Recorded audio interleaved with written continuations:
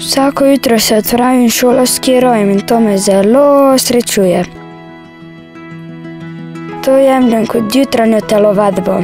Nadiham se svežega zraka, predvsem pa se zbudim. Saj veste, kako težko je zjutraj vstati iz postelje. Po poti srečam svoje prijatelje, s katerimi gremo skupaj proti šoli. Vmes si povemo vse, kar se je zgodilo, odkar se nismo videli.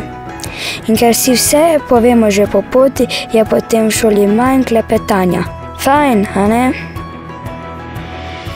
Všeč mi je občutek svobode in odgovornosti, ki jo čutim do ostalih udeležencev v prometu. S tem gradim samostojnost in zavedanje, kako se moram na cesti obnašati. Zelo sem srečen, ker mi starši zaupajo in dovolijo, da grem v šolo sam. Začeti vsak dan tako je nekaj najlepšega. Brez hitenja, brez skrbi in dobre volje vstopimo v šolo, kjer smo lahko tisto, kar smo najraje. Otroci. Da, se bo kdo premaknil? Ta promet. A ste imeli kaj domačo nalogo? Ja, Kaj pa? napisati domišljijski spis Moja pot v šolo.